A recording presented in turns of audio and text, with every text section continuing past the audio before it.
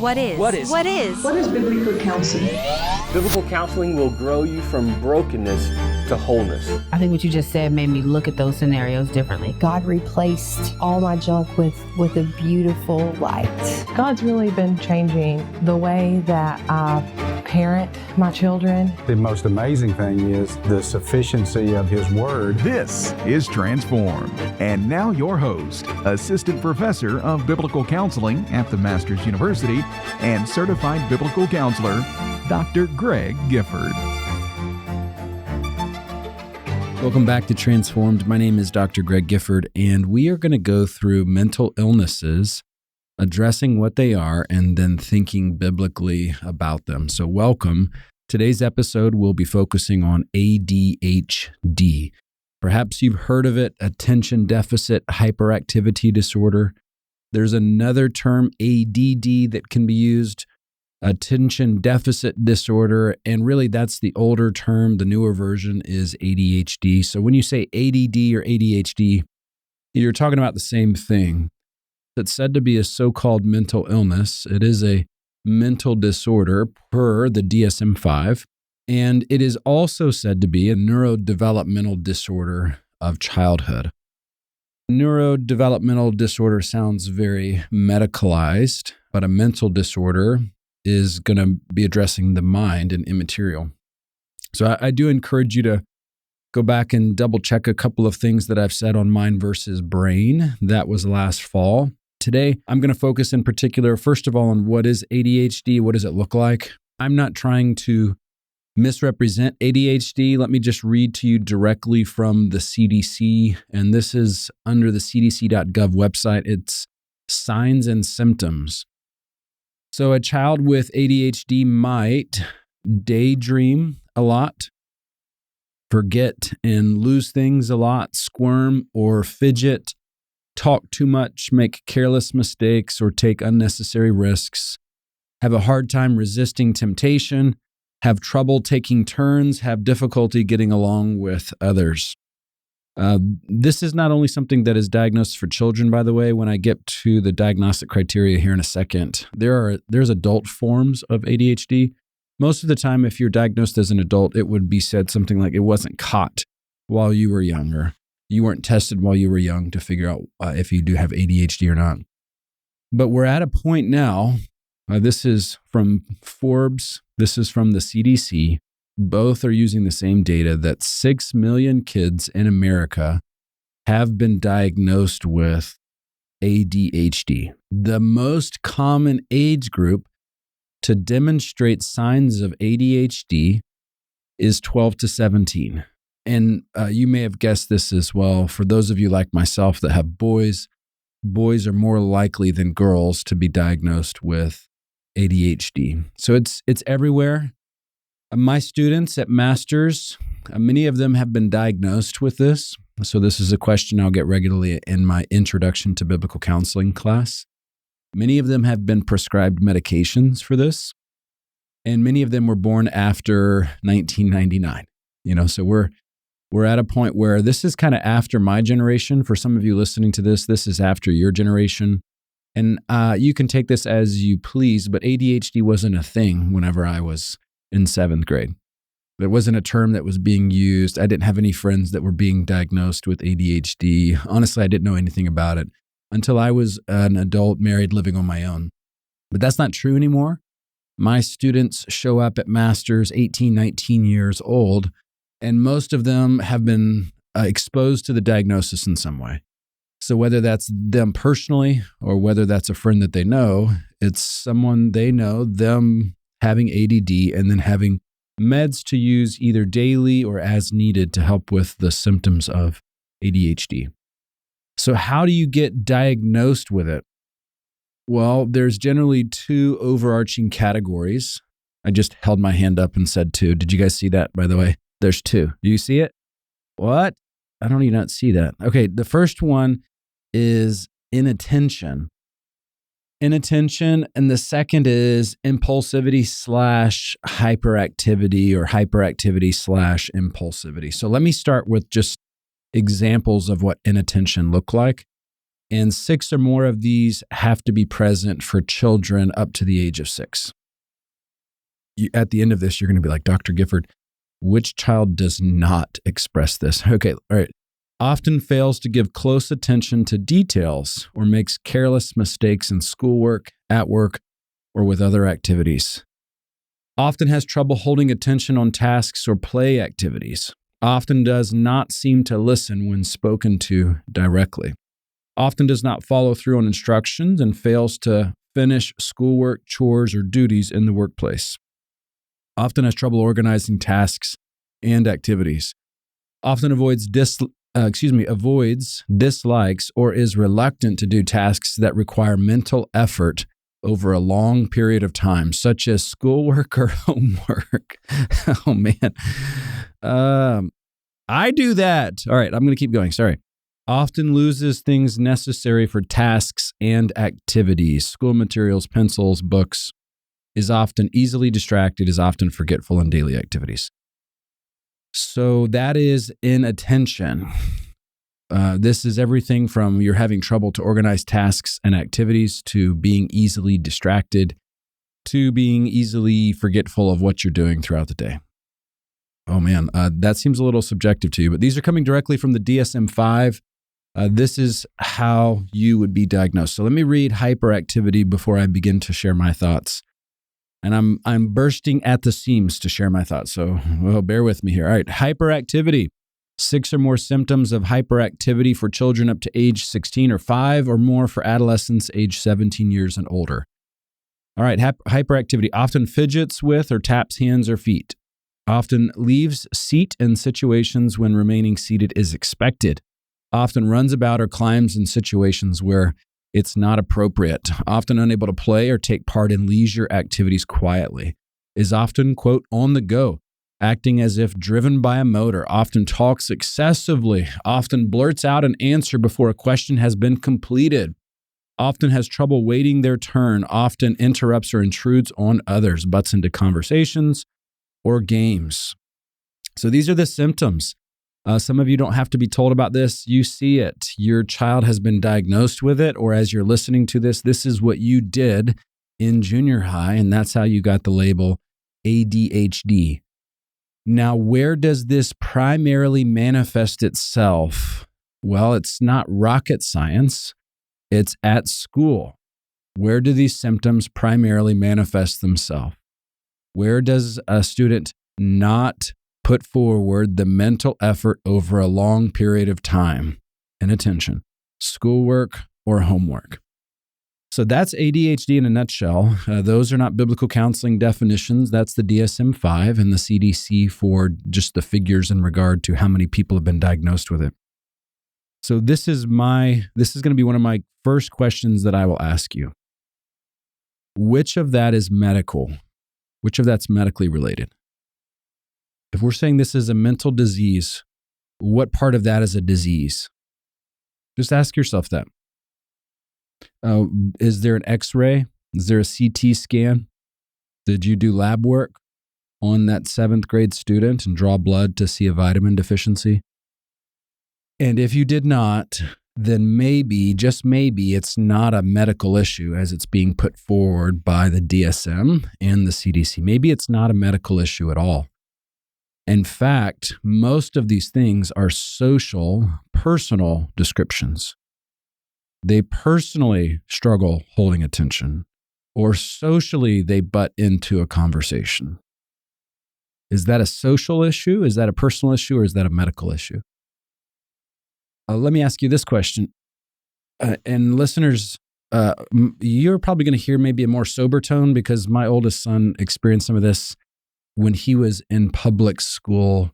You'll read more about it in my forthcoming book, but he was asked to be tested for this very thing and learning disability. So this is very personal to me.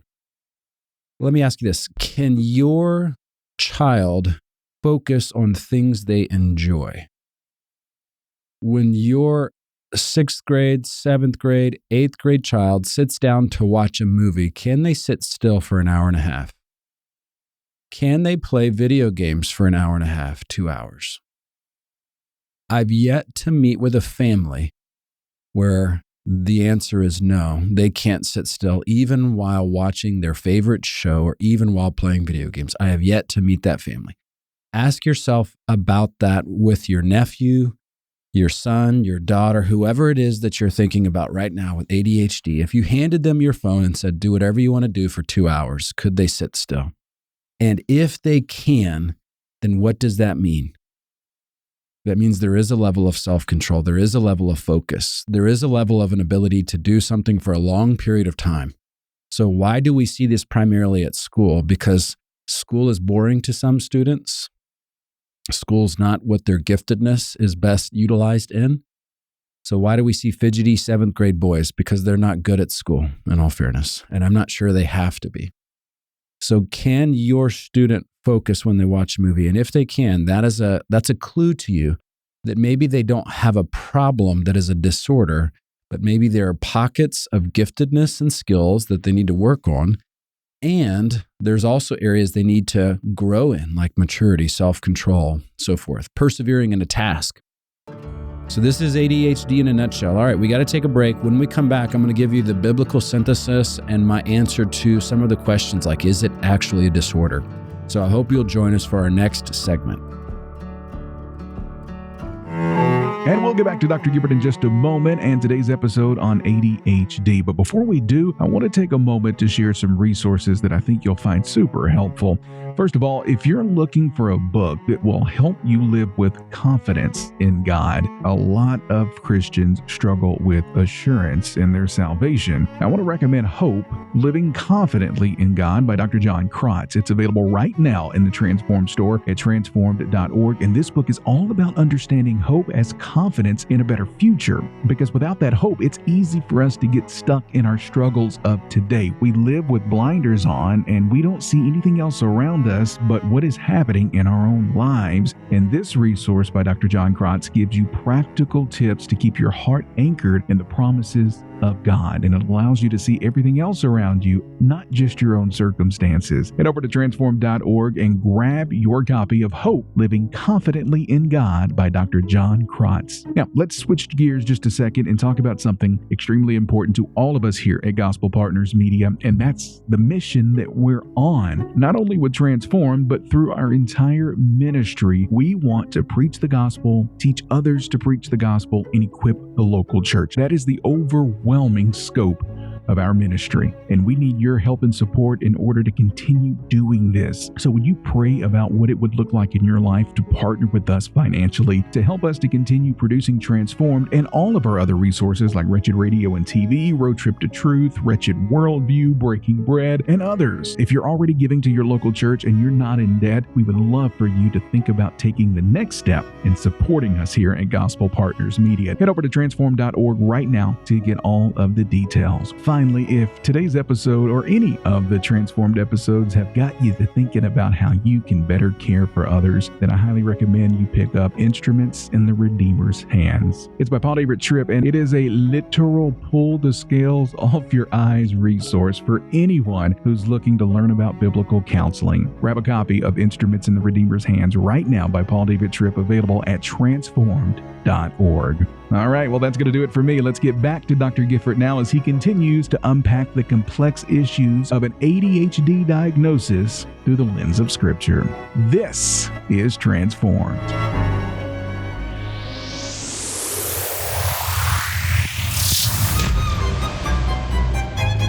Welcome back to Transformed. We have a tendency to let our feelings be the engine that drives our lives. And when we do, despair is soon to follow. And now your host, Dr. Greg Gifford. Jimmy, thank you, sir. Thanks for all the diligent work that you put into producing this show and squaring me away personally. So thank you for your help. Thanks for joining us back. We have been talking about ADHD. And as you know, it is one of the primary mental disorders that minors, think under 18, children are diagnosed with. It is one of the top 3 reasons why folks are being prescribed psychotropics. In my class, Introduction to Biblical Counseling at the Master's University, a student will inevitably ask me, Is ADHD a mental illness? And my answer to that is no, it is not a mental illness. And for some of you, you're like, what? Dr. Gifford lives in a basement. He packs his own ammunition. He's wearing an aluminum foil cap right now. No, I do believe in science, and I don't believe we're going to be invaded by aliens. I don't pack my own ammunition. You need to go back and review what is a mental illness in the first place. But do I believe that you have a disease and a disorder? I do not. I don't use that term, and I don't accept that term. Go through the criteria I've just read and ask which one are medically related. Why use illness and disease over a non-medical issue? So is it a mental illness? No, it is a matter of giftedness versus weakness. I mentioned this a second ago. I have yet to meet that 7th grade. I keep saying 7th grade because this is usually the age when young boys are diagnosed with ADHD. It's around 7th or 8th grade. I have yet to meet that young boy who cannot sit down and play Zelda for hours. Hours. He can sit down and get lost in Mario Kart and Fortnite, and yet when he reads a book, he struggles to read it. So I'm not buying the fact that he can't focus. What we're seeing is that he struggles to focus on things he doesn't enjoy. And welcome to the rest of mankind. Hello, put me back in algebra class in college and watch my brain melt, not my mind. My brain will literally melt if you put me in an algebra class right now. So yes, I totally resonate with not enjoying things and struggling to focus on things that are laborious. Have you ever done taxes? Oh, I budget 3 different sittings when I'm doing my taxes because I don't enjoy it. I am not excited about doing taxes. So I resonate with that. But that doesn't mean that they have a disorder because they struggle to focus on something. So what is it? We're talking about a giftedness. So think of the way the Bible describes people. Some of us have varying gifts. Some of us have serving gifts, gifts of charity. This is the Romans 12 understanding. 1 Peter 4, verse 10 and 11 also talk about similar gifts. The gifts of teaching, administration, and so forth. There are certain people that are busier than other people. They're more active. They're restless. They're not going to sit down. They're upgoing. Their brain is churning and they're doing stuff. There are actually vocations that are blessed by that type of hyperactivity, quote unquote. ER doctor, think of a general contractor, think of a high-paced healthcare environment, think of a park ranger, think of the food and the restaurant industries that are very high tempo. Just because you are struggling with hyperactivity doesn't mean that you have a disease or a disorder. It means that you don't do well in an environment where you're supposed to sit in a desk for 7 hours every day. There's the reality that you're not going to be a great librarian. That's totally fair. We're not going to put you in a cubicle and tell you to look at an Excel sheet. But what is that? That's giftedness, folks, and that's a weakness. That means that in other areas, it's a strength and a help. So you really have to push back against disorder and disease mentality. It's not a disorder and it's not a disease. Find a meaningful place of expressing that and then do so. So if you're sensing that I don't do great in school, hey, welcome to the majority of mankind that did not sit in school for 7 hours a day. Seriously, study the way that education has developed and become very formal within the past 150 years. So I'm not anti-education. I'm just saying that most of mankind has not sat in a desk for 7 hours a day. So when we see folks that are struggling to do that, then recognize that their giftedness just doesn't seem to match being the quiet, still studier. I've also met students that they just get lost in reading. It's like an alternate reality they construct. I mean, it's hours of reading and books. And I myself was never that way as a child. I never got lost reading James and the Giant Peach. I think that's the only book I read 4th grade and early. And the Bible, of course. I mean, obviously, we're assuming that, the whole thing. So think of giftedness versus weakness. What is this person's giftedness? What are their weaknesses? Next, it should not shock you that most of the diagnosing happens around puberty. Most of the diagnosing for ADHD happens around puberty. What's happening at puberty? girls are maturing faster than guys. A lot of 5th grade, 6th grade girls have already hit puberty. So your 7th and 8th grade boys are still physically immature. And then obviously there's other aspects of immaturity there. So who is it that's getting hit most with this diagnosis? Junior high boys, 6th to 8th grade boys. Well, we have a maturity issue that's taking place. Some of it's physical, some of it's actually developmental. Some of it entails the way that your physical capacities are increasing, yes, which affect things like judgment and impulsivity and restraint and self-control. So don't be surprised that if you just wait, your student grows out of it as they mature, both physically, spiritually, and so forth. Don't be surprised. Whereas if you're having that school counselor say, I think you need to go on medication, when you're in 7th grade, don't be surprised that that's really the peak issue. That's the time of crisis. What else do we have going on here? Self-denial and self-control. We are helping our students learn that there are some things in life that are just simply not fun, and it's good for them to do that. When I drop my oldest son off at the math tutor, that is a conversation we have quite regularly. I don't personally enjoy math. Some of you love it. I don't personally enjoy it. I find it to be very laborious and soul-sucking for me. I want to be with people. Put me with people. So when we're doing something that's not exciting, we have to deny ourselves and we actually have to discipline ourselves. Students are learning this, that they do not live in a world that is all about fun things and only the things that they do are to be enjoyable to them. They're going to face things that are difficult and they must persevere through that. If they do not learn that early in life, they will be crippled by this. So self-denial, self-control, this is an important one to consider. Now, inevitably, you're asking, what about medication? Should I allow my child to take medication? Should I listen to the school psychologist, school counselor? Should I listen to the medical doctor and put them on meds? The short answer is that you can do that when it's done legally with God-honoring motivations. You can use psychotropics. Do you need them? Do you need them is really the question. Well, if your son is in puberty or your daughter is in junior high, the better part of wisdom is to say, well, let's just see what happens as they grow up a little bit. Let's see how this goes. Can they focus when it's interesting to them? And if they can, I know they have the capacity. They just have to learn how to direct it towards their studies.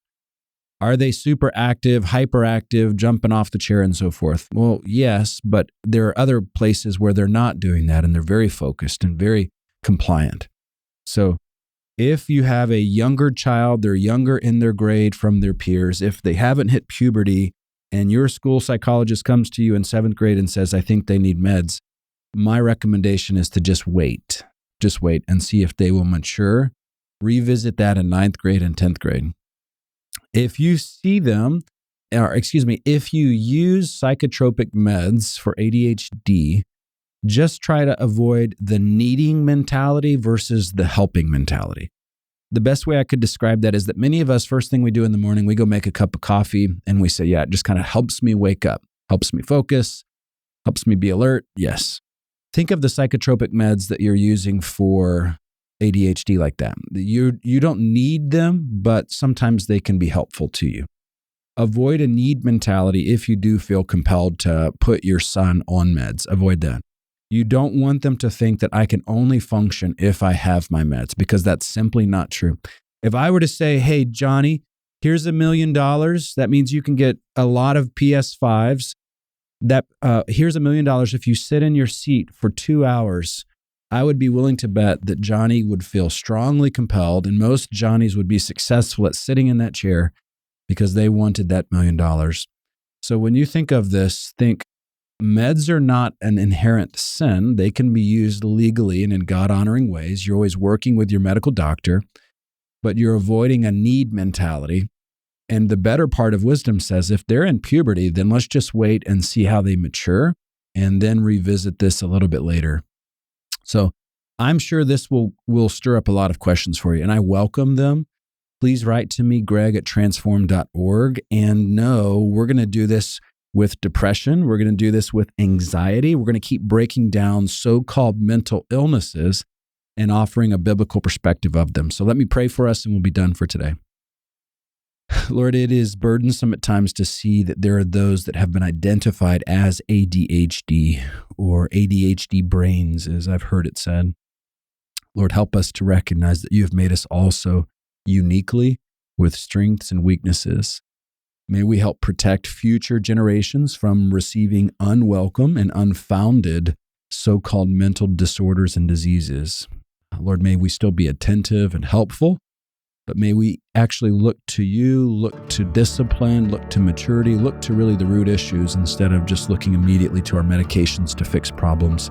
Lord, give us the grace for this. This is heavy lifting, I know, and I pray that you would bless our efforts. In Jesus' name, amen. This has been Transform with Dr. Greg Gifford, a production of Gospel Partners Media. Our website, of course, is transformed.org, and it is your central hub for finding in-depth information on all things Transformed. If you've enjoyed Transform with Dr. Greg Gifford, consider subscribing and sharing with your friends and church family. Also, would you prayerfully consider joining this labor of love by becoming an ongoing monthly Gospel Partner? And until next time, go serve your King.